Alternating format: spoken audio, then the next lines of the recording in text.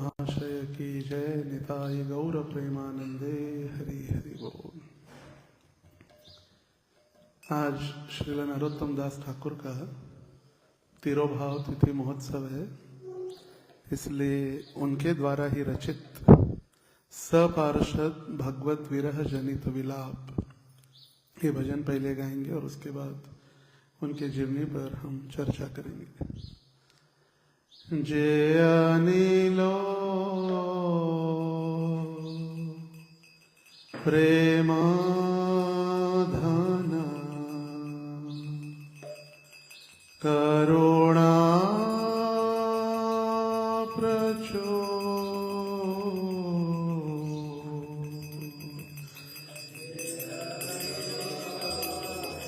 प्रेम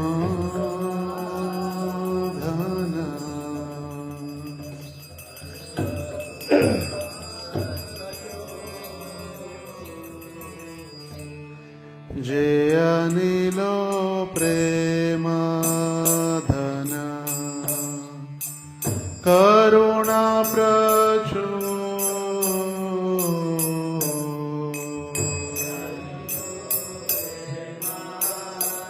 गाइए जोर से।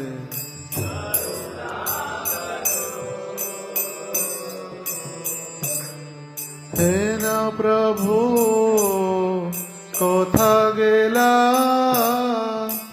आचार्य ठाकुर।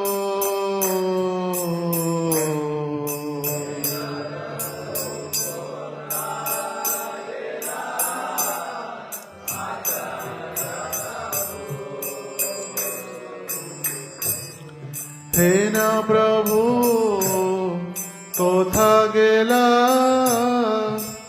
आचार्य ठाकुर।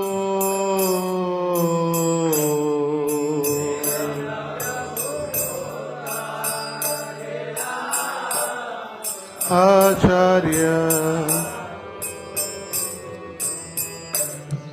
कहाँ मोर स्वरूप रूप कहाँ सनातन।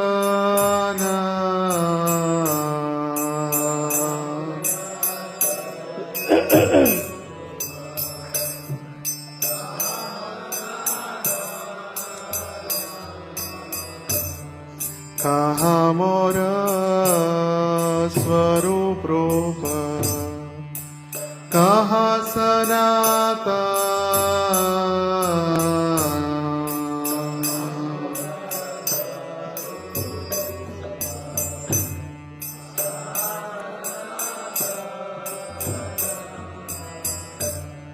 कहाँ दास रघुनाथ पतित पावन।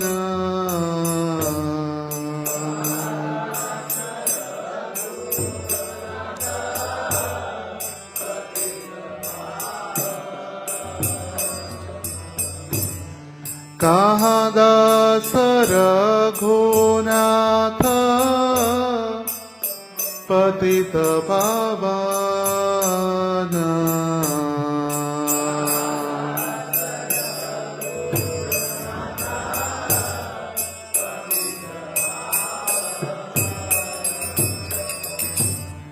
कहाँ मोर भट्ट जुग कहाँ कबीरा।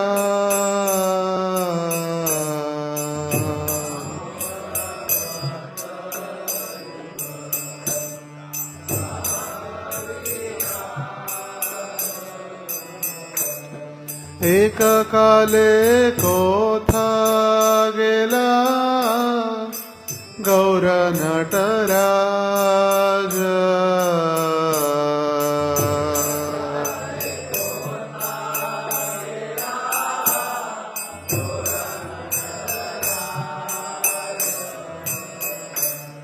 एक काले कोथा गेला गौर नटराज।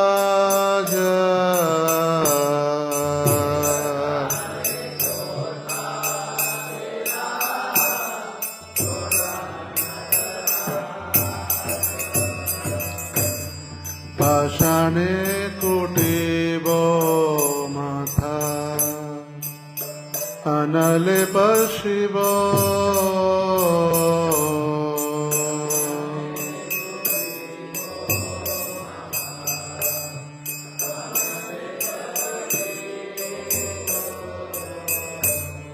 पाषाणे कुटीव माथा आनले पर शिव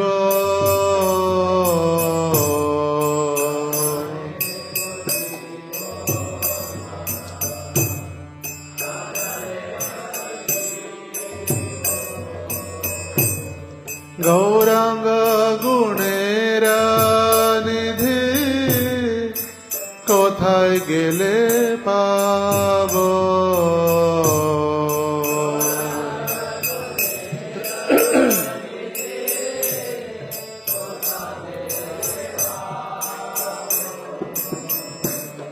गौरांग गुणेर निधि कोथाय गेले पाब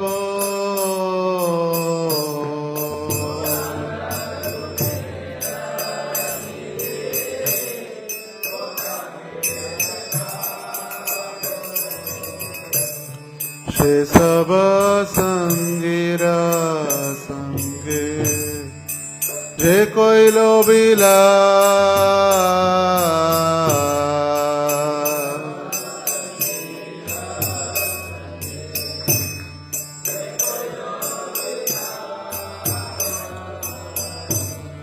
से सब संगीरा संगे जे कोई लोबिला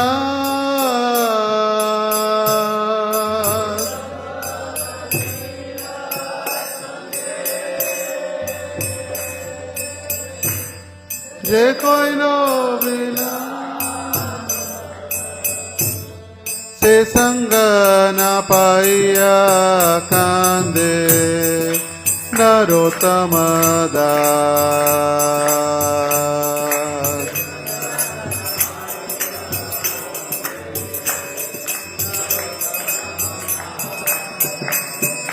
से संग न पाइया कांदे नरोत्तम दास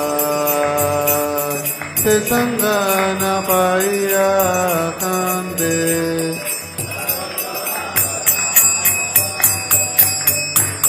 जय अनिलो प्रेमादन करुणा प्रचुर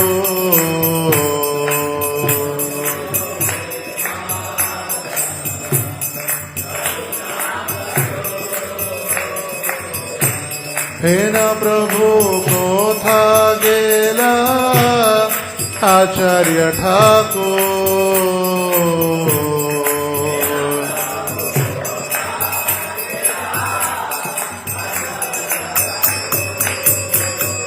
हे न प्रभु कोथा गेला नरोत्तम ठाकुर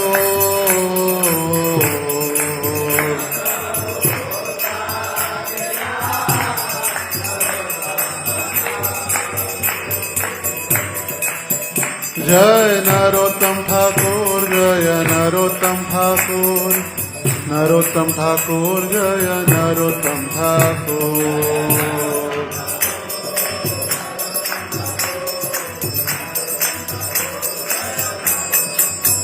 जय जय प्रभुपाद प्रभुपाद प्रभुपाद जय प्रभुपाद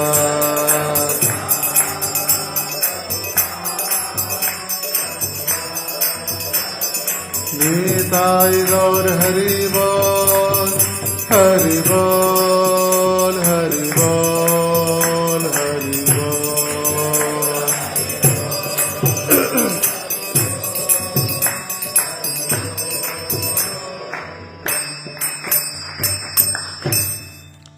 श्री नरोत्तम दास ठाकुर तिरोभाव तिथि महोत्सव की जय। श्रील प्रभुपाद की जय। समवेत गौर भक्त वृंद की जय। निताई गौर प्रेमानंदे। ओम अज्ञानतिमिरान्धस्य ज्ञानाञ्जनशलाकया चक्षुरोन्मीलितं येन तस्मै श्रीगुरवे नमः। श्रीचैतन्यमनोभीष्टं स्थापितं येन भूतले स्वयं रूप कदा मह्यं ददाति स्वपदान्तिकम्। वन्देऽहं श्रीगुरो श्रीयुतपदकमलं श्रीगुरून् वैष्णवांश्च श्रीरूपं साग्रजातं सहगणरघुनाथान्वितं तं सजीवम् साद्वैतं सावधूतं परिजनसहितं कृष्णचैतन्यदेवं श्रीराधा कृष्णपादान् सहगणललिता श्रीविशाखान्वितांश्च नमो विष्णुपादाय कृष्णप्रेष्ठाय भूतले श्रीमते भक्तिवेदान्त स्वामिनिति नामिने। नमस्ते सारस्वते देवे गौरवाणी प्रचारिणे निर्विशेष शून्यवादी पाश्चात्यदेशतारिणे वाञ्छाकल्पतरुभ्यश्च कृपा सिन्धुभ्यैव च पतितानां पावनेभ्यो वैष्णवेभ्यो नमो नमः। नमो महावदन्याय कृष्णप्रेम प्रदायते कृष्णाय कृष्णचैतन्य नामिने गौरत्विषे नमः। हे कृष्ण करुणा सिंधो दीनबंधो जगत्पते गोपेश गोपिकाकांत राधाकांत नमोस्तुते। तप्त कांचन गौरांगी राधे वृंदावनेश्वरी वृषभानुसुते देवी प्रणमामि हरिप्रिये। जय श्री कृष्ण चैतन्य प्रभो नित्यानंद श्री अद्वैत गदाधर श्रीवासादि गौर भक्त वृंद। हरे कृष्णा कृष्णा कृष्णा हरे हरे हरे राम राम राम हरे हरे। हरे कृष्ण। सभी भक्तों का आज के इस भागवत कक्षा में स्वागत है। आज हम श्रीमद् भागवत पर नहीं अपितु व्यक्ति भागवत पर हम चर्चा करेंगे। शास्त्रों में दो प्रकार के भागवत का वर्णन है। नंबर 1 ग्रंथराज श्रीमद् भागवत और दूसरे व्यक्ति भागवत। व्यक्ति भागवत मतलब जिन्होंने अपना जीवन पूरी तरह से भगवान श्री कृष्ण के लिए या भगवान की सेवा के लिए या भगवत सेवा के लिए पूरा दे दिया है, या जिस प्रकार श्रीमद् भागवतम में वर्णन किया गया है भगवान की भक्ति किस प्रकार करे, या ग्रंथराज श्रीमद् भागवतम के अनुरूप जो अपना जीवन बिता रहे हैं उनको व्यक्ति भागवत कहा गया है। तो ग्रंथराज भागवत में हमें भगवान की लीलाओं का स्मरण होता है, या हम पढ़ सकते हैं या श्रवण कर सकते हैं भागवत। मगर व्यक्ति भागवत अपने स्वयं के उदाहरण से हमें भक्ति किस प्रकार करनी चाहिए ये स्वयं सिखाते हैं। वो पहले सीखते हैं और फिर सिखाते हैं। और हमारा सौभाग्य, हमारे कई सारे आचार्य जो इस ब्रह्म मध्व गौड़ीय संप्रदाय में हैं, वे स्वयं श्रीमती राधा रानी के नित्य पार्षद और भगवान के धाम से इस पृथ्वी पर आके उन्होंने भगवान की भक्ति या चैतन्य महाप्रभु की भक्ति किस प्रकार करे इसका वर्णन किया है और सिखाया भी है। तो आज नरोत्तम दास ठाकुर का जो तिरोभाव तिथि महोत्सव हम मना रहे हैं। नरोत्तम दास ठाकुर हमारे गौड़ीय संप्रदाय में एक सबसे महान आचार्य हुए और विशेष रूप से पूर्व बंगाल, पश्चिम बंगाल या गौर मंडल भूमि या नवद्वीप धाम के वे मुख्य आचार्य रहे, जिन्होंने षड गोस्वामियों के उपरांत ये गौड़ीय संप्रदाय की पूरी जिम्मेदारी स्वयं के ऊपर ली। पहले 6 गोस्वामी थे और 6 गोस्वामी भगवत धाम अपने नित्य लीला में प्रवेश करने के बाद आचार्य त्रय मतलब 3, नरोत्तम दास ठाकुर, श्यामानंद पंडित और श्रीनिवास आचार्य, इन तीनों ने चैतन्य महाप्रभु के भक्ति की पूरी जिम्मेदारी या भक्ति प्रचार का पूरा भार अपने ऊपर लिया। पहले थे चैतन्य महाप्रभु, चैतन्य महाप्रभु के बाद षड गोस्वामी, वंदे रूप सनातनौ रघुयुगौ श्री जीव गोपालकौ, रघुनाथ दास गोस्वामी, रघुनाथ भट्ट गोस्वामी, गोपाल भट्ट गोस्वामी, फिर जीव गोस्वामी, रूप गोस्वामी और सनातन गोस्वामी। तो ये गोस्वामी जब भगवत धाम वापस चले गए तो उनके तुरंत बाद जो आए आचार्य 3, ये श्यामानंद पंडित, श्रीनिवास आचार्य और नरोत्तम दास ठाकुर। तो नरोत्तम दास ठाकुर एक राजा के पुत्र और एकमात्र पुत्र, राजा के पुत्र बनकर आए और उनके कई सारे भजन हम हर रोज गाते, जैसे गुरु पूजा है। ये गुरु पूजा जो गाते हैं श्रील प्रभुपाद जी के गुण गौरव में, वो उन्होंने लिखा है। उनके प्रसिद्ध ग्रंथ है प्रार्थना। ये प्रार्थना ग्रंथ जो भजन का संकलित किया गया है वो प्रसिद्ध है। और श्रील प्रभुपाद जी भी नरोत्तम दास ठाकुर के कई सारे भजन गाया करते और प्रभुपाद जी का जो विशेष प्रसिद्ध भजन जो था वो मनुष्य जन्म पाइया राधा कृष्ण ना भजिया, जानिया सुनिया विष खाइनो। मनुष्य जन्म मिला है खाने और सोने के लिए नहीं, मनुष्य जन्म मिला है भक्ति करने के लिए।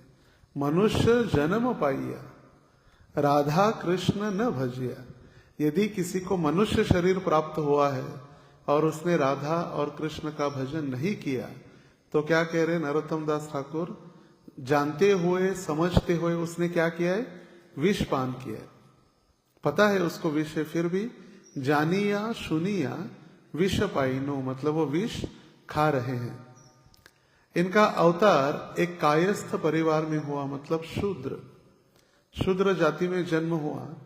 मगर हमें ये कभी नहीं देखना चाहिए कि जो शूद्र है या कायस्थ परिवार में थे इसलिए कम जाति के नहीं। जैसे शास्त्रों में वर्णन किया गया है, गुरुषु नरमति वैष्णवे जाति बुद्धिसु विष्णु शिलायाम बुद्धि नारकी सह। यदि हम गुरु को सर्वसाधारण व्यक्ति समझ रहे या वैष्णव को उनके जाति से समझ रहे, कम जाति का है, ये शूद्र है, ये कम जाति वाला है। वैष्णवे जाति बुद्धि सु, वैष्णवों को जाति बुद्धि से, गुरु को सर्वसाधारण मनुष्य, विष्णु शिलायाम, ये विष्णु के जो अर्चा विग्रह है उसको एक पत्थर समझना, अरे काला पत्थर है, सफेद पत्थर है। बुद्धि नारकी सह, ये बुद्धि कैसी है, नरक में लेके जाने वाली बुद्धि है। और इसीलिए कभी भी हम वैष्णवों के जाति से या वैष्णवों के परिवार से हम उनको कभी गिनते नहीं हैं। एक बार वे वैष्णव हो जाते तो ब्राह्मण से भी श्रेष्ठ हो जाते हैं। इसे ध्रुव महाराज के चरित्र में हम देखते हैं। ध्रुव महाराज जब तपस्या करने गए तो कितने वर्ष के थे, 5 साल के थे। और उनकी सौतेली माँ सुरुचि ने उनको धक्का दिया था अपने पिता के गोदी से, राजा उत्तानपाद। और उन्होंने कहा यदि आपको राजा के गोदी में बैठना है, अपने पिता के गोदी में, तो ये जो शरीर है उसको त्याग करना पड़ेगा, दूसरा शरीर मेरे गर्भ से लेना होगा और फिर आप राजा के गोदी में बैठ सकते हैं। तो ध्रुव महाराज दुखी होकर अपने माता सुनीति के पास गए। सुनीति ने उनको भगवान का मार्गदर्शन किया, कहे कि भगवान जंगल में साधु संत तपस्या करते भगवान की प्राप्ति के लिए। बीच में नारद मुनि आए, उन्होंने उनकी परीक्षा की और समझाने का प्रयास किया, चलो मैं बैठाता हूं आपको अपने पिता के गोदी में। बोले नहीं, अभी मुझे परम पिता के गोदी में बैठना है। और फिर उन्होंने सिर्फ 6 महीने तपस्या की। 6 महीने के बाद उनको भगवान नारायण के दर्शन हुए। स्वामीन कृतार्थोस्मि वरम न याचे, हे भगवान मुझे कोई भी वरदान की अपेक्षा नहीं है। अभी देखिए, उसके बाद जो वैष्णव बन गए, भगवान का दर्शन हुआ तो अभी वो वैष्णव बन गए। आगे चलकर भगवान की कृपा से वो ध्रुव लोक के राजा बने और यहाँ उनकी माता सुनीति वैकुंठ में उनके साथ भगवत धाम चली गई। दूसरी ओर सुरुचि और उत्तानपाद जंगल में जलकर भस्म हुए। तो पूछा गया, अरे जंगल में कैसे जल गए? तो फिर आचार्यगण कहते, उन्होंने ध्रुव महाराज के प्रति जो अपराध किया था, एक ने धक्का मारकर गिरा दिया, दूसरे ने मौन रहकर स्वीकृति जताई। मौनम स्वीकृति लक्षणम। उत्तानपाद बोल सकते थे वो मेरा बच्चा है, दे दो मुझे गोदी में बैठाने के लिए, नहीं दिया। या पत्नी के प्रति आसक्त होने के कारण वे अपने पत्नी के सामने कुछ नहीं बोल पाए। इसीलिए भले ही उस समय ध्रुव महाराज भक्त नहीं थे, मगर भक्त बनने के बाद उनके प्रति जिन्होंने अपराध किया था, और विशेष रूप से उत्तानपाद और सुरुचि, दोनों जंगल में जलकर भस्म हुए। और जो सुनीति, उन्होंने उनको मार्ग दिखाया था भगवत धाम जाने के लिए या भगवान का मार्ग, वो वैकुंठ चली गई। देखिए, इसीलिए हमें किसी के प्रति अपराध नहीं करना चाहिए। गलती से अभी वो वैष्णव कम लग रहा है, मगर आगे चलकर यदि शुद्ध भक्त बन गया तो उसके प्रति किए हुए सारे अपराध वैष्णव अपराध के लिस्ट में गिने जाएंगे। तो यहाँ पर हम देख रहे कि इनका जो परिवार, भले हालांकि कायस्थ या शूद्र परिवार में अवतरित हुए, और आगे चलकर भक्ति विनोद ठाकुर भी इसी कायस्थ परिवार में अवतरित हुए। उनके ही जो परिवार, कायस्थ परिवार, केदारनाथ दत्त भक्ति विनोद ठाकुर जी का पहला नाम, तो भी उनके परिवार में ही अवतरित हुए। नरोत्तम दास ठाकुर का आविर्भाव माघ महीने के पूर्णिमा में हुआ। माघ महीने की पूर्णिमा, और कार्तिक पूर्णिमा, अभी जो आने वाली कार्तिक पूर्णिमा है, उन्होंने घर छोड़ दिया पूर्णिमा के दिन और आजीवन ब्रह्मचारी रहे या वृंदावन की ओर उन्होंने प्रस्थान किया। श्रावण पूर्णिमा के दिन उन्होंने लोकनाथ गोस्वामी से दीक्षा ली। देखिए पूर्णिमा कितनी महत्वपूर्ण है। पूर्णिमा पूर्णिमा पूर्णिमा, माघ पूर्णिमा अवतरण, कार्तिक पूर्णिमा गृह त्याग, श्रावण पूर्णिमा लोकनाथ गोस्वामी से दीक्षा, और आज कार्तिक पंचमी के दिन उनका तिरोभाव या भगवत धाम प्रयाण। तो आचार्यगण या प्रार्थना करते हैं, मुतरेव भक्ति किमय किमेश वैराग्यस्तारस्तनुमान नृलोके संभाव्यते कृतिभिः सदैव तस्मै नमः श्रील नरोत्तमाय। जिन्होंने अपने भक्ति के द्वारा भक्ति ऐसी की और वैराग्य, इन सामाजिक जो वैराग्य की पराकाष्ठा इस संसार में उन्होंने सिखलाई। वैराग्य मतलब क्या है? वैराग्य के मूर्तिमान स्वरूप जो नरोत्तम दास ठाकुर भक्ति कर रहे, ऐसे नरोत्तम दास ठाकुर को हमारा प्रणाम है। तस्मै नमः श्रील नरोत्तमाय। नरों में उत्तम, इसलिए उनका नाम रखा गया है नरोत्तम। जब एक ज्योतिषी, जो पहले जन्म के बाद तुरंत कुंडली वगैरह देखी जाती थी और कुंडली के अनुसार ही नाम दिया जाता था, तो जो भविष्य देखने वाला ज्योतिषी जो था, उन्होंने देखा कि आगे चलकर ये बच्चा बहुत एक पवित्र होगा और शुद्ध भक्ति का प्रचार करेगा और सारे मनुष्यों में ये उत्तम होगा, इसीलिए इसका नाम नरोत्तम। जैसे हम न्यूज़पेपर में पढ़ते हैं, कोई यदि व्यक्ति कोई गलत कार्य करते हैं, विशेष रूप से जब बलात्कार वगैरह करते हैं तो उनको नराधम कहा जाता है। नराधम और नरोत्तम। नरों में अधम मतलब मनुष्यों में अधम जो नीच है, और मनुष्यों में जो उत्तम है वो नरोत्तम। तो एक राजा के पुत्र में प्रकट होकर नरोत्तम दास ठाकुर ने एक महापुरुष के सभी शारीरिक लक्षण दिखाए। उनकी लंबी भुजाएं, गहरी नाभि, सुनहरा रंग, कमल की पंखुड़ियों की आकार की सुंदर आंखें थी। जब वो पाठशाला में गए, एक बार सुनने के बाद तुरंत उनको सारी चीजें याद रह जाती। श्रुतिधर, उनको कहा गया है श्रुतिधर। हालांकि उन्होंने जल्द ही संस्कृत और वेदों पर अपनी पूर्ण ज्ञान प्राप्त कर लिया, फिर भी उनमें कृष्ण की सेवा करने की लालसा थी। भले संस्कृत के पंडित थे और सारे वेदों के ऊपर उन्होंने अपना वर्चस्व या ज्ञान प्राप्त कर लिया था, फिर भी भगवान के प्रति या कृष्ण के प्रति सेवा करने की उनकी लालसा सदैव बनी रही। नरोत्तम दास ठाकुर आजीवन ब्रह्मचारी रहे, राजा के पुत्र होकर। ये महत्वपूर्ण है।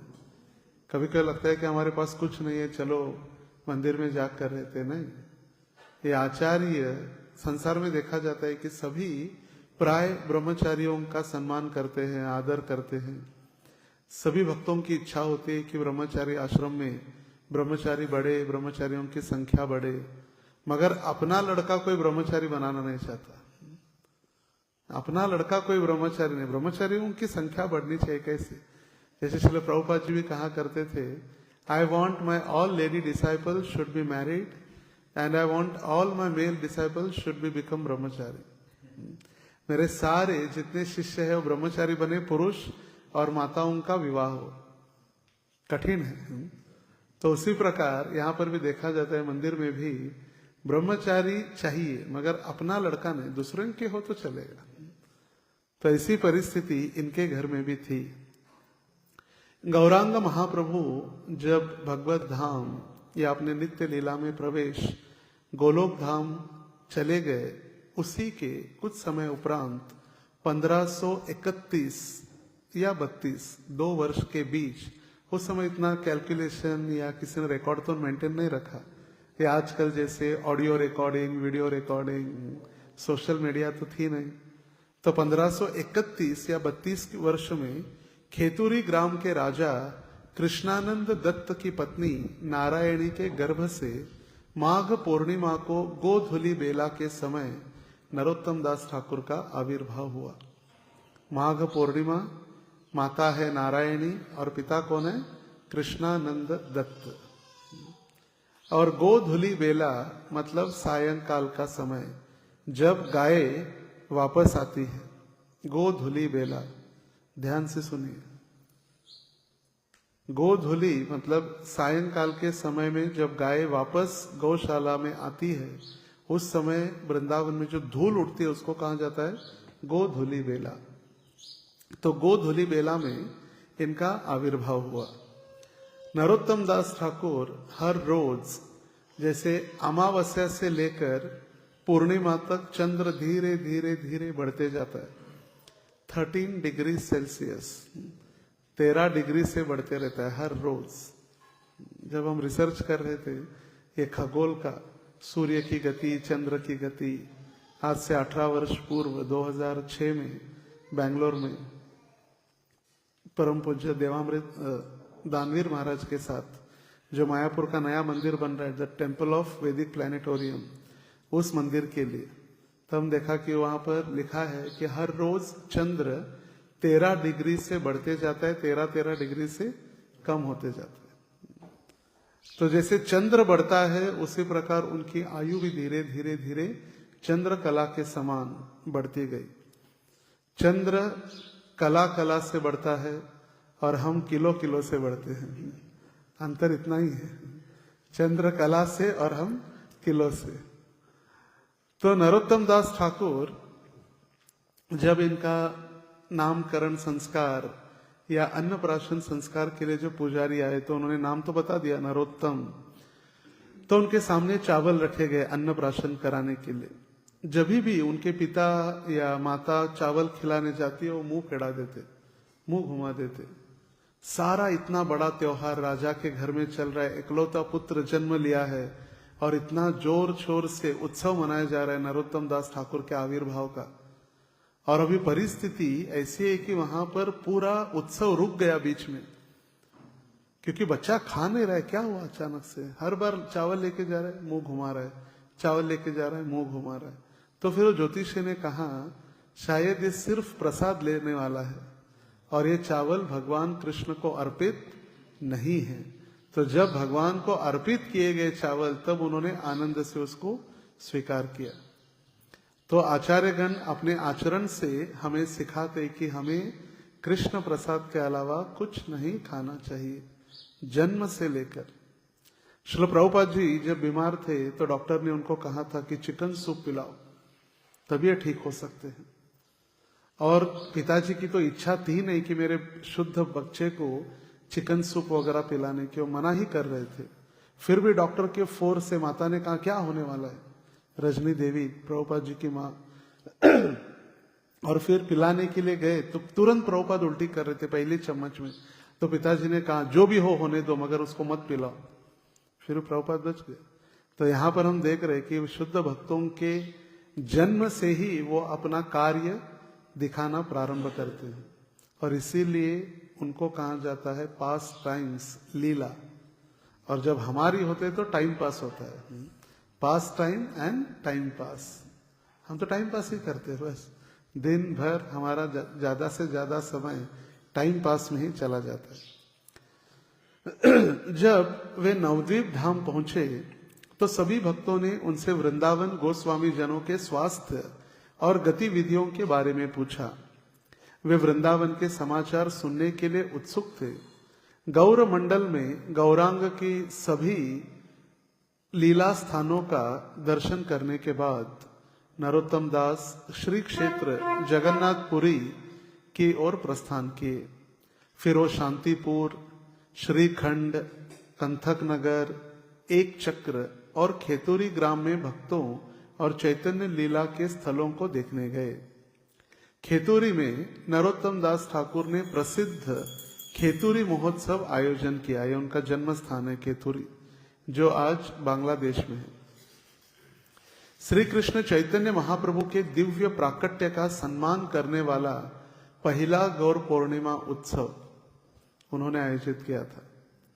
फर्स्ट गौर पूर्णिमा उत्सव चैतन्य महाप्रभु के भगवत धाम लौटने के उपरांत, या फर्स्ट गौर पूर्णिमा उत्सव खेतुरी में उन्होंने प्रारंभ किया।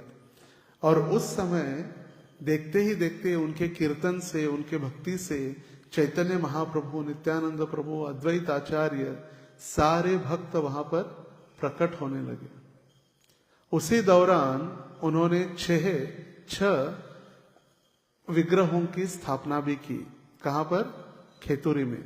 सबसे पहले विग्रह गौरांग महाप्रभु, दूसरे राधा वल्लभ कांत, तीसरे व्रजमोहन, चौथे श्री कृष्ण, पांचवें राधा कांत और छठे राधा रमन।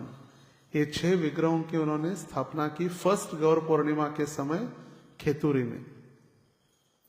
अपनी मधुर वाणी से नरोत्तम दास ने अद्भुत कीर्तन करना प्रारंभ किया। उनके कीर्तन से आकाश भर गया और भक्तों की आंखों से प्रेमाश्रु बहने लगे। वे सभी परमानंद के सागर में गोते लगा रहे थे, आनंद ले रहे थे। जब हम नाम कीर्तन करते तो हमारी आंखें बंद हो जाती, मगर यहाँ नाम कीर्तन करने से आंखों से अश्रु प्रवाह हो रहा है। हमारा योग नाम ऐसा होता है कि योग निद्रा में हम कब चले जाते हैं।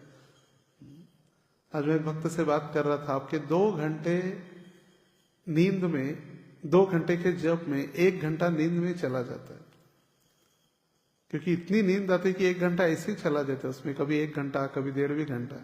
तो उनको प्रत्यक्षित दिखाया कि 1 माला में आप कितना सोते, देखिए प्रत्यक्षित। तो उनको पता चला कि नहीं वहां मैं सोता हूं। नहीं तो कभी उन्होंने पहले एक्सेप्ट नहीं किया कि मैं कभी सोता था, मैं नहीं सोता। जब हम एक्सेप्ट नहीं करते। यहां पर जब नरोत्तम दास ठाकुर कीर्तन किए तो सारे भक्तों के आंखों से प्रेमाश्रु बहने लगे। उनके कीर्तन के बीच उदार श्री चैतन्य देव स्वयं अपने सभी निजी सहयोगियों के साथ प्रकट हो गए। हालांकि चैतन्य महाप्रभु उस समय नहीं थे, भगवत धाम चले गए थे, फिर भी उनके कीर्तन से चैतन्य महाप्रभु को अवतरित होना पड़ा। और सुंदर नीले बादलों के बीच जैसे बिजली चमकती है, उसी प्रकार श्री चैतन्य महाप्रभु के अभिव्यक्ति के माध्यम से भक्तों की भीड़ में वे प्रकट हुए। तो आकाश में जैसे बिजली चमकती है, उसी प्रकार सारे हजारों भक्तों के बीच चैतन्य महाप्रभु नृत्य करने लगे। भक्ति रत्नाकर में इसका वर्णन किया गया है। उस समय यद्यपि महाप्रभु वर्षों पहले इस संसार से चले गए थे, फिर भी अनेक भक्त महाप्रभु को भिन्न भिन्न तरीकों से देखते थे। नवद्वीप धाम में भक्त उन्हें निमाई चंद्र या विश्वंभर के रूप में अधिक निकटता से देखते थे, क्योंकि उन्हें उनकी युवावस्था के दौरान से वे जानते थे। वे भक्त महाप्रभु के प्रति सख्य और वात्सल्य रस में आकर्षित थे। 6 गोस्वामियों के अनुयायी जो महाप्रभु को केवल सन्यासी रूप में जानते थे, दास्य रस की भावना से जुड़े थे, और सैकड़ों भक्त विस्मय और श्रद्धा के ऐश्वर्य भाव में भगवान चैतन्य की पूजा करते।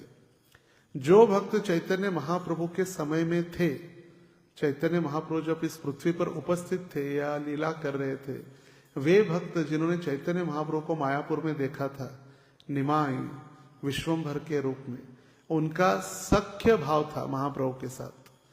सख्य भाव मतलब मित्रता का संबंध।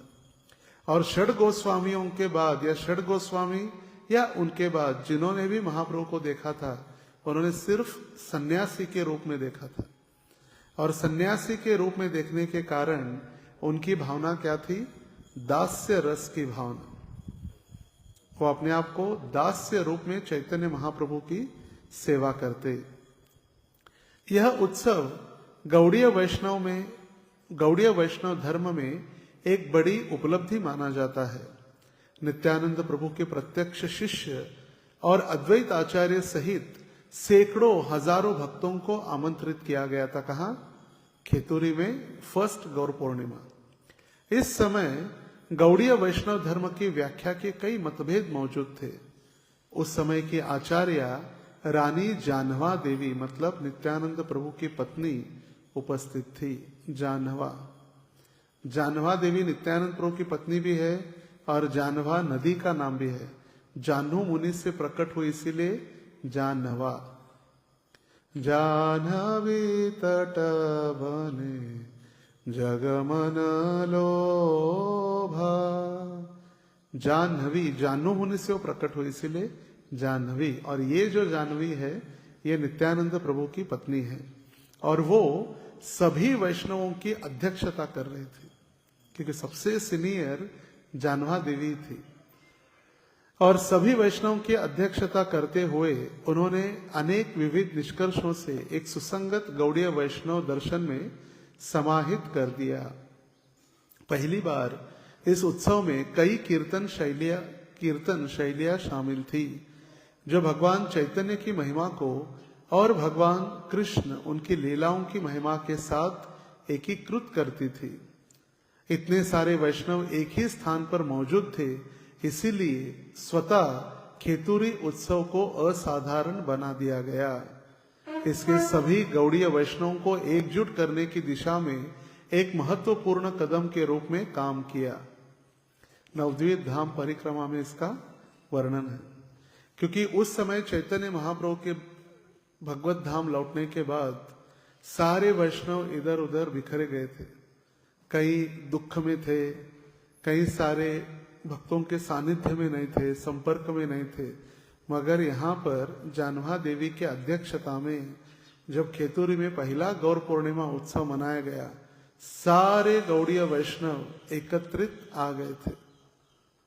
उस समय बांग्लादेश, वेस्ट बंगाल, ईस्ट बंगाल ऐसे नहीं था, सारा बंगाली था।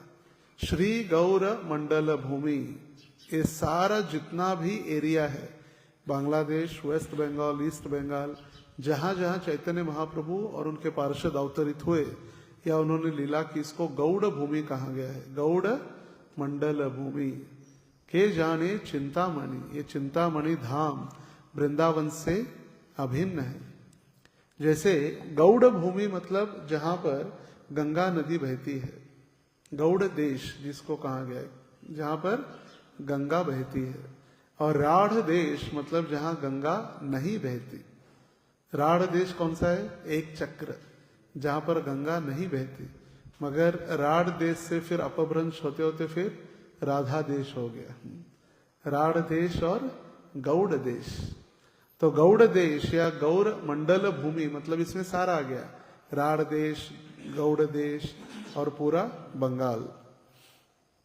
नरोत्तम दास ठाकुर ने अपने आध्यात्मिक गुरु भक्तों की भक्ति सेवा, छह गोस्वामी, गौर नित्यानंद और राधा कृष्ण के बारे में कई भक्ति गीत लिखे।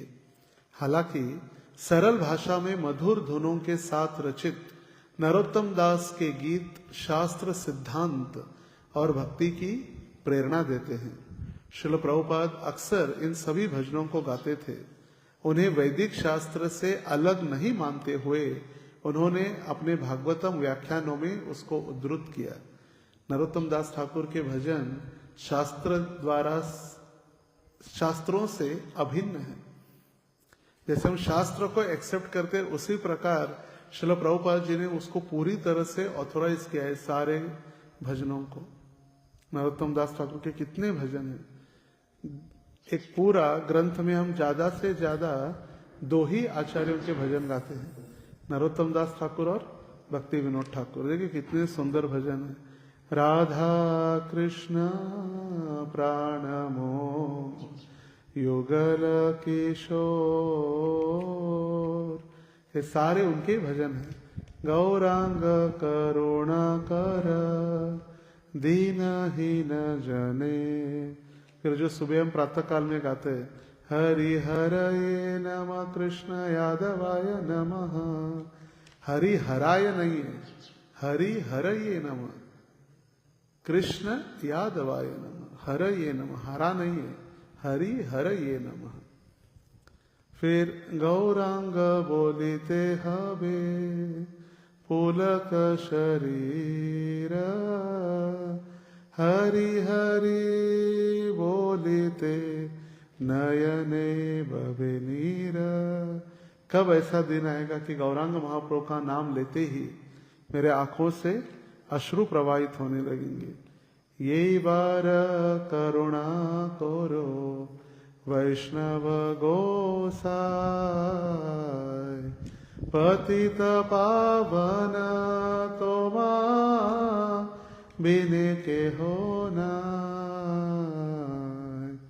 ये सारे उनके भजन नरोत्तम दास ठाकुर के प्रार्थना से लिए गए हैं। प्रेम भक्ति चंद्रिका से निम्नलिखित अंश लिया गया है। उनका और एक ग्रंथ प्रेम भक्ति चंद्रिका।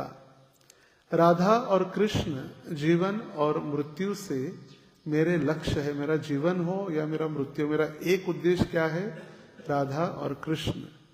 और वे मेरे सारी सांसों के स्वामी हैं। मैं सांस जो ले रहा हूं उसके स्वामी कौन है? राधा और कृष्ण हैं।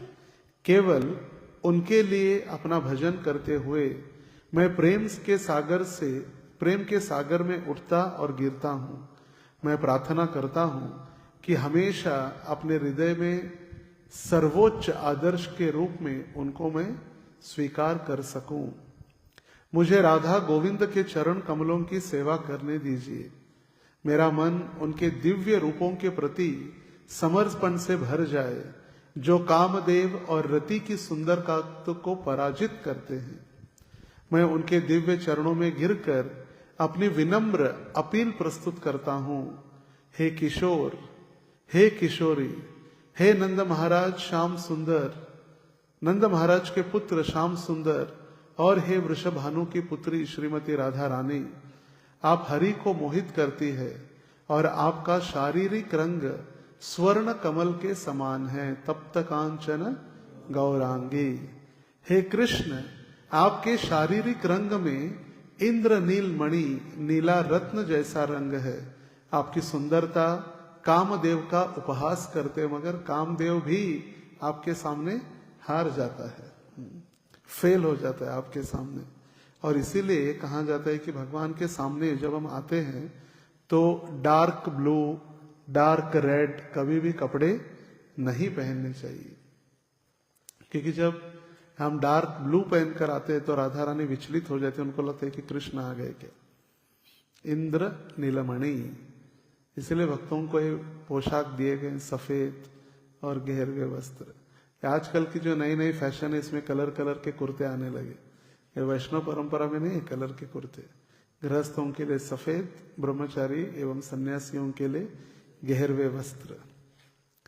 हे सर्वोच्च नर्तक मतलब नटराज, श्री राधा और कृष्ण कृपया मेरे मन में नृत्य करें। आप तो नृत्य करने में सर्वश्रेष्ठ है, नटराज है। आप क्या कीजिए, मेरे मन में नृत्य कीजिए।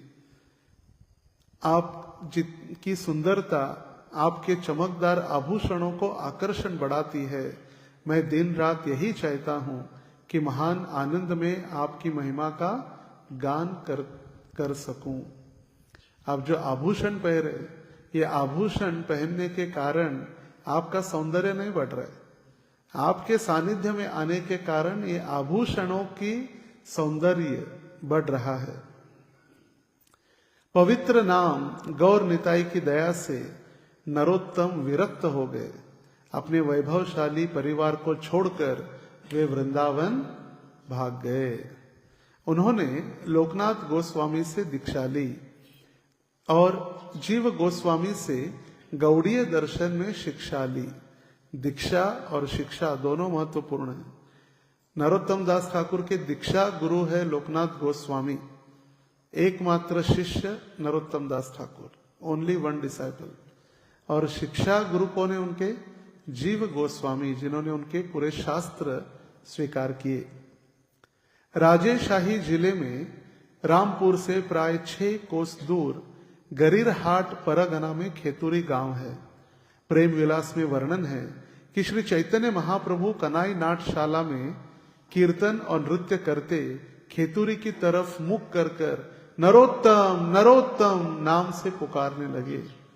एक दिन जब चैतन्य महाप्रभु कनाई नाटशाला में थे, खेतुरी के थोड़ा दूर, प्राय 6 कोस दूर जो कनाई नाटशाला है, वहां देखकर महाप्रभु जोर जोर से चिल्लाने लगे। उस समय नरोत्तम दास ठाकुर अवतरित नहीं हुए थे, हमें याद रखना चाहिए। चैतन्य महाप्रभु चिल्लाने लगा नरोत्तम नरोत्तम, और फिर ये नाम लेकर बार बार पुकारने लगे। भावावेश में प्रभु का मन अस्थिर हो गया। श्री नित्यानंद प्रभु, हरिदास जी आदि पार्षदों ने महाप्रभु का भाव देखकर प्रेम पुलकित चित्त से सोचा, प्रभु के कोई प्रेम पात्र नरोत्तम नाम से इस देश में प्रकट होंगे और बहुत महत्वपूर्ण कार्य कराएंगे। इसके बाद ये तो हो गया पहली भविष्यवाणी नरोत्तम दास ठाकुर के विषय में। फिर जब चैतन्य महाप्रभु खेतुरी स्वयं गए, अभी कनाई नाटशाला से उन्होंने पहले पुकारा और फिर खेतुरी भी पहुंचे। जब खेतुरी पहुंचे तो उन्होंने पद्मावती नदी में स्नान किया। वहां पर पद्मावती नदी है। तो पद्मावती नदी में जब उन्होंने स्नान किया तो नदी में उन्होंने कृष्ण प्रेम फिक्स लॉकर में रख दिया, नदी के पास सेफ्टी लॉकर्स। तो नदी को कहा कि आने वाले समय में मेरा एक शुद्ध भक्त नरोत्तम, उसको ये कृष्ण प्रेम देना है। तो फिर नदी सोचने लगी मेरे पात्र में तो हजारों लोग आते हैं नहाने के लिए, मैं कैसे पहचानूंगी? बोले कोई चिंता करने की आवश्यकता नहीं है। भला कि ग्रीष्म ऋतु या गर्मी का समय हो, जैसे ही नरोत्तम आएंगे अपने चरण रखेंगे, आप में अपने आप बाढ़ आने लगेंगे। बिना बारिश के बाढ़।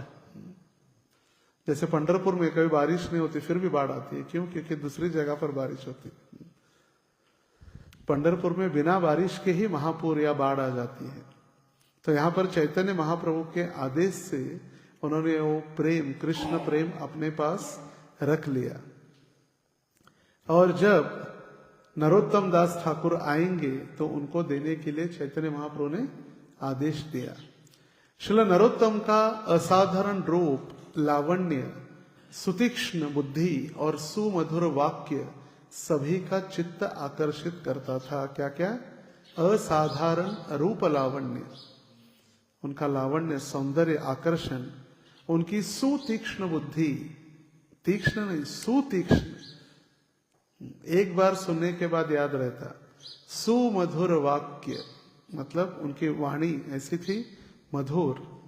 5 वर्ष की आयु में उनकी विद्या प्रारंभ हुई। शिशुकाल से ही उन्होंने व्याकरण और संस्कृत शास्त्रों के अध्ययन में असाधारण प्रतिभा का परिचय दिया। बाल्यकाल से ही राजकुमार नरोत्तम को हरि नाम में, श्रीमद् भागवत, श्रीमद् भगवत भक्त और श्री विग्रह में असामान्य प्रीति तथा भोग विलास में विरक्ति देखकर वात्सल्य परायण उनके पिता और माता चिंतित हो गए। चिंता का कारण बढ़ने लगा। बच्चा बार बार हरे कृष्ण मंदिर में जाकर रहने लगा है, मंदिर से निकलने का नाम नहीं ले रहा है, चिंता का कारण बढ़ते जाता है। तो उन्होंने देखा कि राजकुमार का एक इकलौता पुत्र है, फिर भी किसमें आसक्ति है? हरि नाम में आसक्ति, श्रीमद् भागवत में आसक्ति, भगवान के भक्तों में आसक्ति और श्री विग्रह, इन 4 चीजों में आसक्ति। और किसमें आसक्ति नहीं है? भोग विलास। अभी राजा का लड़का है तो उसको भोग तो करना है, मगर और भोग विलास के प्रति थोड़े भी आसक्त नहीं थे। खेतुरी में कृष्णचंद्र नामक एक परम भागवत ब्राह्मण वास करते थे। श्री नरोत्तम नित्य उस विप्र के पास बैठकर गौर हरि और उनके पार्षदों के विषय में कथा सुनते। किसके पास? कृष्णानंद नामक एक ब्राह्मण उनके गांव में रहते थे, उनके पास। हे गौरांग कहकर प्रेम से भरकर रोदन करते। एक बार श्री नरोत्तम ने स्वप्न में देखा कि नित्यानंद प्रभु उन्हें पद्मावती में स्नान कर श्रीमान महाप्रभु की प्रेम रत्न धरोहर ग्रहण करने का आदेश दे रहे हैं। कौन आया अभी स्वप्न में? नित्यानंद प्रभु आकर बताए कि जाओ स्नान करो पद्मावती में। देखिए, आदि गुरु बलराम ये नित्यानंद प्रभु ही है। ब्रजेंद्र नंदन जय सची सुत होइलो से, बलराम होइलो निताय। ब्रजेंद्र नंदन जय, जो ब्रज के इंद्र नंद महाराज के पुत्र बने कृष्ण और बलराम बने नित्यानंद। तो यही नित्यानंद प्रभु ने उनके स्वप्न में आकर बताया कि आपके लिए चैतन्य महाप्रभु ने पद्मावती नदी में कृष्ण प्रेम का धन रखा है। सुबह उठते ही श्री नरोत्तम पद्मावती में स्नान करने के लिए गए। जैसे ही जल में उतरे, पद्मावती में जोर जोर से उछाल आने लगा। पद्मावती ने नरोत्तम को पहचान कर श्रीमन महाप्रभु की धरोहर प्रेम उन्हें दान कर दी। वह प्रेम प्राप्त करते ही श्री नरोत्तम की कांति में परिवर्तन आ गया। वे महाप्रेम के विवश होकर आंसुओं से भीगते भीगते उदंड नृत्य करने लगे। ये है तीर्थ स्नान में स्नान करने की शक्ति। ये भावना होनी चाहिए। जैसे चैतन्य महाप्रभु कहे, ये जो जगन्नाथपुरी का जो समुद्र है, आज से साधारण समुद्र ने अपितु ये तीर्थ स्थान हो गया है। क्यों? क्योंकि हरिदास ठाकुर, नामाचार्य हरिदास ठाकुर को अभिषेक किया हुआ ये जल है, उनका चरणामृत है। हम जाते हैं वहां पर गोते लगाने, स्विमिंग करने, मगर वही स्थान है जहां पर चैतन्य महाप्रभु ने अपने स्वयं के हाथों से उठाकर हरिदास ठाकुर को नहलाया था, उनका अभिषेक कराया था। तो ये प्रेम उनको मिल गया। गौर सुंदर की प्रकट लीला के दर्शन न पाने से नरोत्तम का हृदय विदीर्ण होने लगा। एक बार गौर सुंदर ने स्वप्न में नरोत्तम को दर्शन दिया और कहा, हे नरोत्तम, तुम शीघ्र वृंदावन जाकर लोकनाथ गोस्वामी का शिष्यत्व ग्रहण करो। प्रभु की आज्ञा पाकर नरोत्तम तुरंत मथुरा पहुंचे। देखिए स्टेप बाय स्टेप चल रहा है। पहले भगवत भक्त आ गए जीवन में, फिर नित्यानंद प्रभु की कृपा से कृष्ण प्रेम प्राप्त हुआ, अभी चैतन्य महाप्रभु की कृपा से वृंदावन धाम प्राप्त हुआ, और स्वयं चैतन्य महाप्रभु आकर बताए कि अभी तुम दीक्षा लो। दीक्षा दी जाती है, दीक्षा ली नहीं जाती। दीक्षा गुरु के द्वारा अपने शिष्य के ऊपर कृपा करने हेतु दीक्षा दी जाती है। मथुरा में श्री श्री रूप सनातन के अंतर्धान की बात सुनकर नरोत्तम हा रूप हे सनातन कहकर धूल में लोटपोट कर रुदन करने लगे। पहले तो पता चला कि चैतन्य महाप्रभु नहीं है, अभी मथुरा पहुंचे तो पता चला रूप गोस्वामी भी नहीं है और सनातन गोस्वामी भी नहीं रहे। इसीलिए तो उन्होंने भजन लिखा है, कहा मोर स्वरूप रूप कहा सनातन, और रोने लगे। वे रूप सनातन के स्वप्न में दर्शन देकर उन्हें सांत्वना प्रदान की। देखिए कितना प्रेम सभी स्वप्नों में आ रहे। हमारे सपनों में आते भूत पिशाच, हमारी प्रेयसी, प्रियजन, या सोने का पर्वत, फिर डर के मारे हम चिल्लाते भूत देखकर, हॉरर मूवीज। यहाँ पर नित्यानंद प्रभु आए, फिर चैतन्य महाप्रभु आए। अभी रूप सनातन नहीं थे, इसलिए वो दुख कर रहे थे। रूप सनातन दोनों भी आकर उनको स्वप्न में दर्शन दिए। सुबह होते ही वे वृंदावन चल पड़े। श्रीनिवास आचार्य तब वृंदावन में ही रहते थे। श्री रूप गोस्वामी पाद ने स्वप्न में श्री जीव और श्रीनिवास को नरोत्तम के आगमन की बात बताई थी। जीव गोस्वामी और श्रीनिवास आचार्य, इन दोनों को रूप गोस्वामी ने पहले ही स्वप्न में आकर बता दिया था कि अभी नरोत्तम दास वृंदावन आने वाले हैं। वृंदावन में श्री गोविंद देव जी के मंदिर में नरोत्तम की भेंट जीव गोस्वामी और श्रीनिवास आचार्य से हुई। कहाँ हुई पहली भेंट? गोविंद देव मंदिर में। श्री जीव गोस्वामी नरोत्तम दास को लेकर परम विरक्त शिरोमणि गौर पार्षद लोकनाथ गोस्वामी के कुटीर पर गए। श्री नरोत्तम का परिचय कराया और उन पर कृपा करने के लिए अनुरोध किया। इससे पूर्व श्री महाप्रभु श्री लोकनाथ गोस्वामी को स्वप्न में आदेश दे चुके थे नरोत्तम को उनका शिष्य बनाने के लिए। देखिए दीक्षा, ये शब्द पहले भक्तों का सानिध्य, फिर नरोत्तम दास ठाकुर को नित्यानंद प्रभु की कृपा, चैतन्य महाप्रभु की कृपा, फिर रूप गोस्वामी सनातन गोस्वामी की कृपा, फिर श्रीनिवास आचार्य और जीव गोस्वामी की कृपा। जीव गोस्वामी उनको पकड़कर लेकर गए, हाथ पकड़कर कहा लोकनाथ गोस्वामी के पास। और लोकनाथ गोस्वामी ने व्रत लिया था कि मैं किसी को दीक्षा नहीं दूंगा। और लोकनाथ गोस्वामी ने कृष्णदास कविराज गोस्वामी को भी कहा था कि मेरा नाम चैतन्य चरितामृत में कहीं भी नहीं आना चाहिए। उनका नाम कहीं नहीं है लोकनाथ गोस्वामी का। इतने वो विरक्त थे और नम्र थे। हमारा कभी गलती से अनाउंसमेंट में नाम रह जाता तो हमारा चेतना विचलित हो जाता। महीने 21,000 दिया, मेरा नाम नहीं पड़ा। और ये दीक्षा नहीं देने वाले थे, इसलिए स्वयं चैतन्य महाप्रभु ने उनको पहले आदेश दिया था कि आने वाले समय में आप वृंदावन जाइए, और वृंदावन जाने के बाद एक राजा का पुत्र नरोत्तम आएगा, उनको आपको दीक्षा प्रदान करनी है। और सिर्फ चैतन्य महाप्रभु का आदेश था, इसलिए उन्होंने सिर्फ एक शिष्य बनाया, नरोत्तम दास ठाकुर शिष्य और लोकनाथ गोस्वामी गुरु। Only one disciple, only and one, एक ही बस, और कोई शिष्य नहीं। श्री नरोत्तम दास ठाकुर लोकनाथ गोस्वामी की विशेष कृपा पाने के लिए उनकी सेवा करने लगे।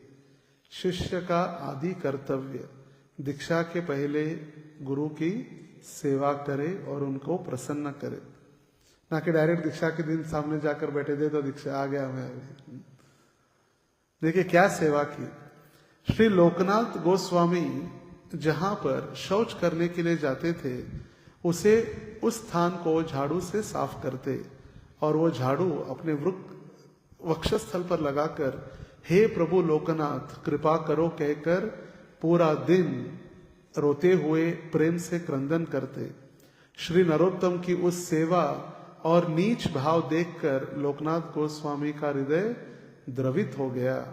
उन्होंने नरोत्तम दास ठाकुर को कहा कि यमुना में स्नान करो और तत्पश्चात नरोत्तम को एक कुंज में लेकर जाकर श्रावण पूर्णिमा को श्री किशोर गोपाल मंत्र की दीक्षा प्रदान की। कौन सी दीक्षा? गोपाल मंत्र की दीक्षा। वैदिक पद्धति में दीक्षा मतलब ब्राह्मण दीक्षा ही होती थी। पहले हरिनाम दीक्षा, ब्राह्मण दीक्षा नहीं थी। यह भक्ति सिद्धांत सरस ठाकुर ने स्टैंडर्ड सेट किया है कि पहले हरिनाम लो, फिर हरिनाम लेने के बाद वो व्यक्ति जब स्थिर हो जाएगा तो फिर वो ब्राह्मण बन सकता है। भक्ति सिद्धांत सरस ठाकुर भी जब गौर किशोरदास बाबा जी की शौच करने की सेवा वगैरह करते थे, पूरा निकाल के वो भी झाड़ू लगाकर अपने वक्षस्थल पर क्रंदन करते, तो सेवा देखकर गौर किशोरदास बाबा जी द्रवित हो गए। उनके भी एक ही शिष्य थे भक्ति सिद्धांत, और फिर उन्होंने उनको कहा कि गंगा में स्नान करो, और स्नान करने के बाद कान में गायत्री मंत्र का उच्चारण किया था। श्री वार्ष भानवी देवी दैत दास, ये भक्ति सिद्धांत सरस ठाकुर का दीक्षा नाम है। वार्ष भानवी देवी दैत दास मतलब राधा रानी के दासों का दास। श्री वार्ष भानवी देवी दैताय कृपाब्धये कृष्ण संबंध विज्ञान दायिने प्रभवे नमः। माधुर्योज्वल प्रेमाढ्य श्री रूपानुग भक्तिद श्री गौर करुणा शक्ति विग्रहाय नमोस्तुते। नमस्ते गौरवाणी श्री मूर्तये दीनतारिणे रूप अनुग विरुद्ध अपसिद्धांत द्वांत हारिणे। हमें कम से कम आचार्यों की, हमारे जो इमीडिएट आचार्य है उनकी तो प्रणति कंठस्थ करने का प्रयास करना चाहिए।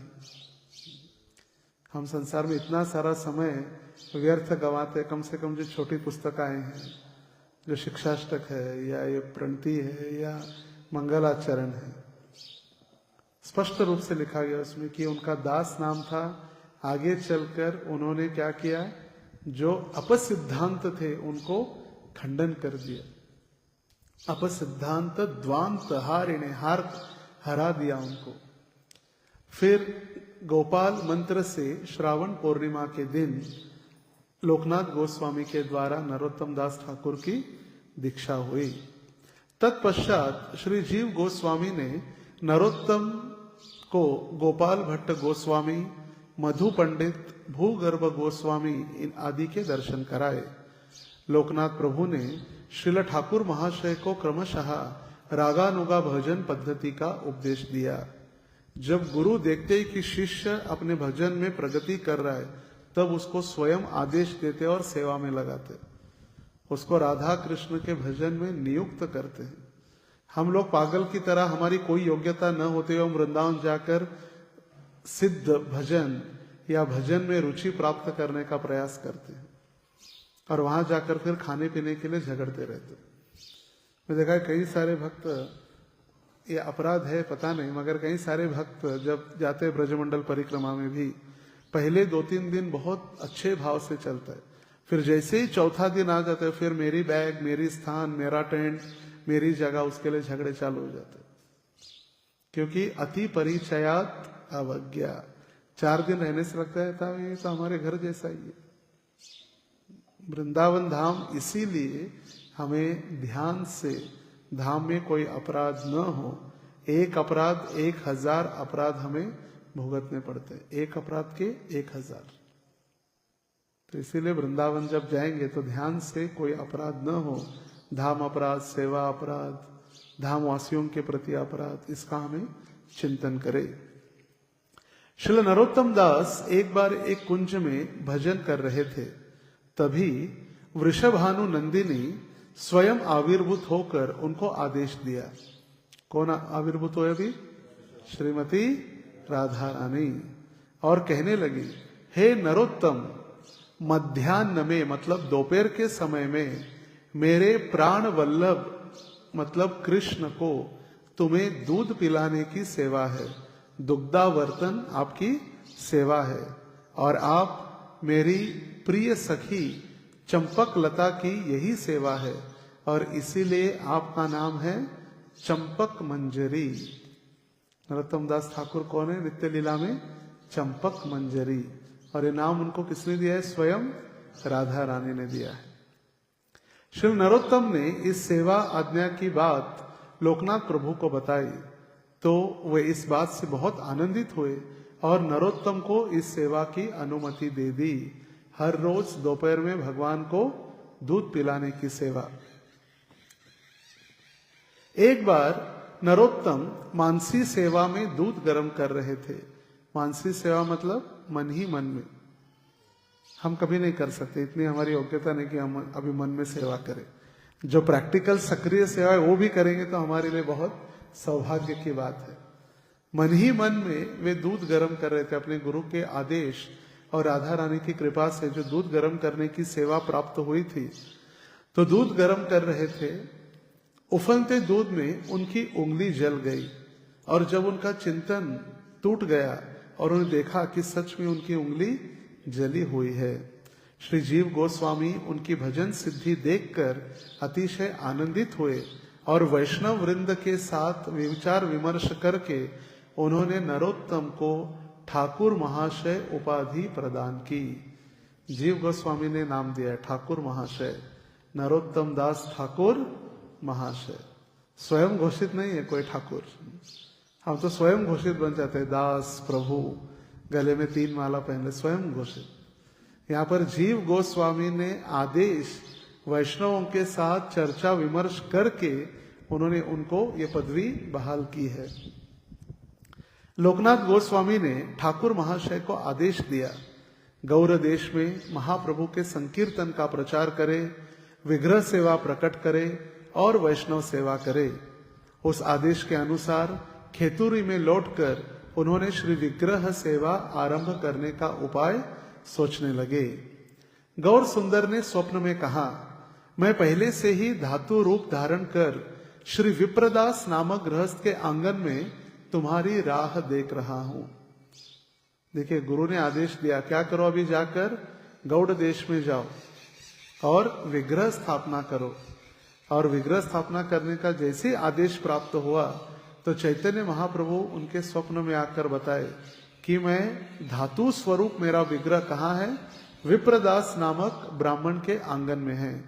सर्पों के भय से वहां कोई नहीं जाता, तुम मुझे वहां से लाकर मेरा प्रकाश या सेवा प्रारंभ करो। यह कहकर 5 और विग्रह बनाकर सेवा आरंभ करने की आज्ञा दी तथा ठाकुर महाशय को आलिंगन कर वे अंतर्धान हो गए। नरोत्तम दास ठाकुर को स्वयं चैतन्य महाप्रभु आलिंगन देकर स्वप्न में, हम जब सोते तो हमारा सारा पानी या लाल निकलते रहते, यहाँ पर महाप्रभु स्वप्न में आलिंगन दिए और कहे कि मैं हूं वहां पर। और विप्रदास के घर के आंगन में जहां पर पूरे सांप के भय से कोई नहीं जाता था, तो वहां पर उनको विग्रह प्राप्त हुए। तो नरोत्तम दास ठाकुर के हाथ में जो गौर निताई के विग्रह वही है, उनके चित्र में जो देखते हैं, गौरांग महाप्रभु। श्री ठाकुर महाशय ने, क्योंकि अभी उनको पदवी प्राप्त हुई है, कौन सी पदवी? ठाकुर महाशय, जीव गोस्वामी के द्वारा। ठाकुर महाशय ने जागने पर प्रेमानंद में संकीर्तन कर शेष रात व्यतीत की। स्वप्न से जगे तो सोए नहीं, बोले कुछ तो होगा, चलो नहीं अभी समय बहुत है सोने के लिए, नहीं। जैसे ही स्वप्न में देखा, उठे और पूरी रात कीर्तन करने लगे। प्रातः काल ठाकुर महाशय के निर्दिष्ट स्थान पर पहुंचने पर सभी सांप अंतर्धान हो गए। जैसे ही नरोत्तम दास ठाकुर उस आंगन में पहुंचे, सारे सांप दूर दूर चले गए। जैसे उन्होंने मंदिर का द्वार खोला तो प्रिया जी के साथ गौर सुंदर विद्युत गति से उनके गोद में आ गए। गौर सुंदर उनके गोद में आ गए। घर आकर ठाकुर महाशय ने उन्हें आसन पर बिठाया और श्री गौर गुणगान करने लगे। निश्चित किया कि आदेश की अनुपालना में प्रिया जी के साथ अन्य 5 विग्रह निर्वाण करके फाल्गुनी पूर्णिमा को 6 विग्रहों की प्रतिष्ठा हो, जो हमने नाम बताए, राधा रमन, राधा कृष्ण, राधा कांत, राधा जीव, गौरांग महाप्रभु। और फाल्गुनी पूर्णिमा मतलब पहला गौर पूर्णिमा उत्सव, उस दिन उन्होंने ये खेतुरी में सारे विग्रहों की स्थापना की। श्रील ठाकुर महाशय ने अनेक नास्तिक लोगों का भी उद्धार किया। उनकी अलौकिक प्रेमा भक्ति, अनुभव और अति विलक्षण पांडित्य प्रतिभा देखकर तथा भावोद्दीपक सुमधुर कीर्तन सुनकर बहुत से राजा, महाराजा और ब्राह्मण पंडित अपने अपने धन, अभित्याज आदि का परित्याग कर श्रील ठाकुर महाशय का शिष्यत्व ग्रहण किए। बड़े बड़े पंडित, राजा लोग सिर्फ उनकी वाणी सुनकर सब कुछ छोड़ देते थे। हम क्या छोड़ रहे हैं, हमारे पास कुछ है ही नहीं, इसलिए हम सोच रहे हमने बहुत त्याग किया। क्या था हमारे पास छोड़ने के लिए? ना खाने के लिए था, ना घर में। जैसे कहते हैं ना, सब कुछ तेरा कुछ नहीं मेरा, क्या लागे मेरा, ओम जय जगदीश हरे। ताजमहल आपका, लाल किला आपका, मगर मेरा घर ही मेरा है, आपका नहीं। जो हमारा है उसके ऊपर हम नियंत्रण करने का प्रयास करते हैं, मगर जो हमारा नहीं है उसके ऊपर हम कभी नियंत्रण नहीं कर सकते। उसी प्रकार हमारा घर भी हमारा नहीं है, घर के हमारे शरीर हमारा नहीं, और इसीलिए इसको भी भगवान की सेवा में लगाना अनिवार्य है। जैसे भक्तिविनोद ठाकुर कहे, मानस देह गेह जो किछु मोर, अर्पिलो तो वापदे नंद किशोर। नंद किशोर, मानस देह गेह, जो कुछ मेरे पास है, मेरा शरीर, मेरा देह, मेरा मन, मेरी संपत्ति, सब कुछ। और उसी प्रकार यहाँ पर सारे जितने भी बड़े बड़े राजा, ये सारे उनका शिष्यत्व स्वीकार करते। श्रीनिवास आचार्य प्रभु ने अपने शिष्य रामचंद्र कविराज के साथ वृंदावन आगमन किया। तब ठाकुर महाशय का विप्रलंब था, विरह भाव अत्यंत बढ़ गया। वे प्रेम स्थली नामक भजन स्थल पर भूमि पर पड़े पड़े अहर्निश रोदन करने लगे। एकदम शुद्ध हिंदी भाषा है। अहर्निश मतलब दिन रात, रोदन मतलब रोते थे। कुछ दिन पश्चात उनकी देह में ज्वर हुआ। वे चिता शया रचने का आदेश देकर समाधिस्थ हो गए। शिष्यगण महाकातर हुए। जब वो गा ही रहे थे कृष्ण नाम, प्रेम स्थली नामक एक स्थान है वृंदावन में, वहां पर वो भजन करते हुए, क्रंदन करते हुए उन्होंने शरीर त्यागने का निश्चय किया और अपने शिष्यों को कहा, भी लकड़ियां तैयार करो, अभी मैं देह त्याग करने वाला हूं। और उस समय सारे शिष्य एकदम दुखी होकर हाहाकार मच गया। वे 3 दिन मूर्छित अवस्था में पड़े रहे। जैसे कोई व्यक्ति कोमा में चला जाता है तो 3 दिन ऐसे ही पड़े रहे। तो वृंदावन के स्मार्त ब्राह्मण या तथाकथित जो पंडित लोग थे वो आरोप करने लगे, बोले देखो ये शूद्र था और ब्राह्मणों को इसने शिष्य बना ले, इसलिए इसकी मृत्यु हो गई, ऐसे उसको मरना पड़ा। उसको वाघ रोग हो गया, वाघ रोग। वो कहने लगे, यह देख ब्राह्मण पंडित कहने लगे, शूद्र होकर ब्राह्मणों को शिष्य बनाने के कारण वाघ रोग से इसकी मृत्यु हो गई। इससे परम करुण श्रील गंगा नारायण चक्रवर्ती महाशय उन सभी विप्रों का मत अपराध समाप्त करने के दृष्टि से, ये गंगा नारायण कौन है, उनके शिष्य है नरोत्तम दास ठाकुर के, वो गुरु महाराज को प्रार्थना करने लगे, हे गुरुदेव आप उठ जाइए, यदि आप नहीं उठेंगे तो ये लोग जो अपराध कर रहे हैं आपके प्रति, आप व्याघ्र रोग के कारण मर गए, जो प्रचार हो रहा है, ये सारे नरक में चले जाएंगे। ये आपके प्रति अपराध करने के कारण नरक में चले जाएंगे, इसीलिए कृपा करके उनको नरक जाने से बचाने के लिए आप उड़ जाइए। और महाशय के चरणों में हाथ जोड़कर क्रंदन करते हुए प्रार्थना करने लगे, हे प्रभु अपनी करुणा से इन पाखंडियों का उद्धार कीजिए, अन्यथा हे घोर नरक में चले जाएंगे। अपने शिष्य या भक्त की करुण प्रार्थना पर श्री ठाकुर महाशय श्री कृष्ण चैतन्य, श्री राधा कृष्ण, नामोच्चारण करते हुए सूर्य के समान दिव्य कांति प्रकट कर चिता से उठ गए। जो 3 दिन से मरे हुए थे वो उठ गए। इस अति आश्चर्यजनक घटना को देखकर सभी ने हरिध्वनि की। देवगण पुष्प वृष्टि करने लगे। निंदक विप्रगण अपने अपराध के भय से कांपकर उनके चरणों में गिर गए। श्री ठाकुर महाशय ने उन लोगों को आलिंगन कर भक्ति रत्न प्रदान किया और खेतुरी लौट आए। वृंदावन से अभी वापस खेतुरी आए। खेतुरी आने के बाद श्रील ठाकुर महाशय गौरांग और राधा कृष्ण के विरह में अत्यंत प्रदीप उठे। बहुत दुखी होते थे।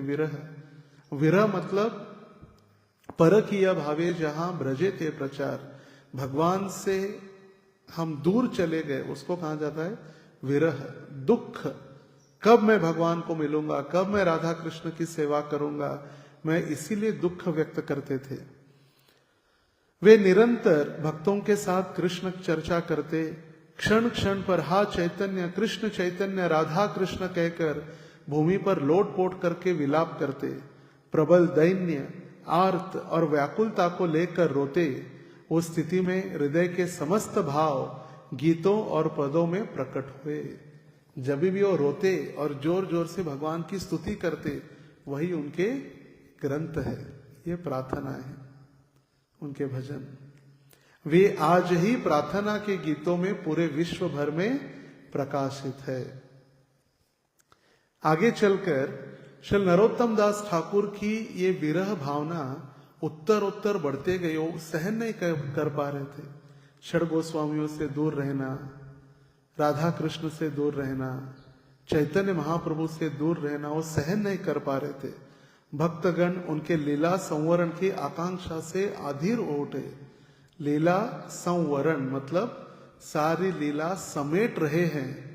ये सारे भक्तों के मन में विचार आने लगा कि अब ये नित्य लीला में प्रवेश कर रहे हैं। समेटना जिसको कहते हैं ना, जो पूरा पसरा होता है उसको समेटना, उसको कहा जाता है संवरण। अपनी लीला का संवरण। श्री गौरांग के प्रांगण में आकर श्री ठाकुर महाशय वहां से विदा लेकर व्याकुल भाव से श्री गोविंद आदि भक्तजनों के साथ बुधरी ग्राम पहुंचे। सबसे पहले गौरांग महाप्रभु का आशीर्वाद लिया और महाप्रभु के आशीर्वाद से गोविंद आदि भक्तों के साथ, ये गोविंद कौन है? महाप्रभु के सर्वेंट, महाप्रभु के निजी सेवक गोविंद, उनके साथ बुधरी ग्राम पहुंचे। गंगा स्नान कर तट के निकट जल में बैठकर श्री रामकृष्ण आचार्य गंगा नारायण चक्रवर्ती को अपना अंग मार्जन करने का आदेश दिया। ये जो पद्मावती नदी है इसको ही गंगा कहा गया है। तो उनके दो जो शिष्य है, कौन कौन? रामकृष्ण आचार्य और दूसरे गंगा नारायण चक्रवर्ती। इन दोनों को कहा मैं स्नान करने के लिए जा रहा हूं और आप मेरे शरीर को मसाज करो या शरीर को अंग मार्जन करो। और जैसे ही इन दो शिष्यों ने उनका अंग मार्जन करना प्रारंभ किया, उनका देह तुरंत उस गंगा जी में दूध के समान मिल गया। उनका शरीर रहा नहीं। तनु विष्णु पदोदत्वा, जो ये गंगा नदी विष्णु के चरणों से निकलती है, उस गंगा नदी में उनका शरीर दूध बन गया। उनका शरीर क्या हो गया? दूध बन गया। गंगा जी के जल में दुग्धवत मिल गया। इस प्रकार अचिंत्य रूप से श्रील ठाकुर महाशय ने लीला सांगोपान से पाषाण भी पिघल गया। ऐसी घटना देखकर, नरोत्तम दास ठाकुर का ऐसा तिरोभाव देखकर भक्त तो क्या, सारे पाषाण भी पिघलने लगे और चारों ओर हरि हरि की ध्वनि उठी। देवगण देवलोक से पुष्प वृष्टि करने लगे।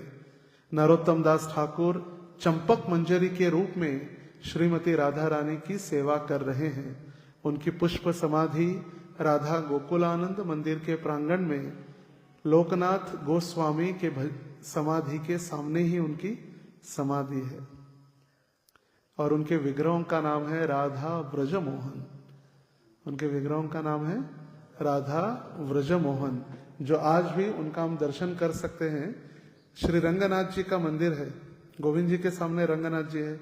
रंगनाथ जी मंदिर के पीछे की 2 गलियों से अंदर जब जाएंगे तो उस गली में राधा ब्रजमोहन के विग्रह, उनके द्वारा सेवित, नरोत्तम दास ठाकुर के सेवित विग्रह वहां है। और अभी शरीर तो पूरा पानी में दूध बन गया, तो जो पुष्प समाधि वृंदावन में राधा गोकुलानंद मंदिर के सामने, जहां पर लोकनाथ गोस्वामी की समाधि है, उनके बराबर सामने रखी हुई है। आज भी उनके हम समाधि का दर्शन कर सकते हैं। नरोत्तम दास ठाकुर के पहले है कृष्णदास कविराज गोस्वामी की समाधि, छोटी, अपना येलोइश कलर में ऐसे कलर है, ऑफ वाइट। फिर उसके बाद जो बड़ी समाधि है वो है नरोत्तम दास ठाकुर की, व्हाइट मकराना मार्बल में। और जो सबसे मुख्य मंदिर है वो लोकनाथ गोस्वामी की समाधि है। तो ऐसे लोकनाथ गोस्वामी के एकमात्र शिष्य, जिनके पद चिन्हों पर हम चलने का प्रयास कर रहे हैं, लोकनाथ लोके रजीवन, अपने गुरु की उन्होंने जैसे स्तुति की, तो हमारा भी कर्तव्य है कि हम भी अपने गुरु का आदर्श प्राप्त कर अपने गुरु की सेवा करते रहे। परम पूज्य जय पताका स्वामी महाराज लिखते हैं, वे वैष्णव सिद्धांत के बारे में जो मायावादी नहीं जानते थे, और ऐसे ही मायावादी जब उस समय थे खेतुरी में, तो ऐसे स्थान पर नरोत्तम दास ठाकुर प्रकट हुए। आज खेतुरी में इस्कॉन को कुछ जमीन मिली है, और जय पताका महाराज लिख रहे, जब मैं बीमार था तो मुझे बांग्लादेश छोड़ना पड़ा और ट्रीटमेंट के लिए भारत आना पड़ा। उस समय 33 मंदिर थे बांग्लादेश में हमारे, मगर आज हमारे पास 108 से अधिक बांग्लादेश में मंदिर है। और ये सारी कृपा नरोत्तम दास ठाकुर से की है। और आज भी केतुरी में भी इस्कॉन को जगह मिली है और वहां पर प्रचार प्रसार चल रहा है। तो ऐसे महान आचार्य का आज तिरोभाव, आज के इस कार्तिक पंचमी के दिन वो पद्मावती या गंगा नदी में पुनः, जहां पर कृष्ण प्रेम उनके लिए रखा गया था, वहीं पर उनका शरीर दूध के रूप में वो प्रणीत हो गए और गंगा नदी में बह गए। श्री नरोत्तम दास ठाकुर महाशय की जय, श्रील प्रभुपाद की जय, समवेत गौर भक्त वृंद की जय, निताई गौर प्रेमानंदे।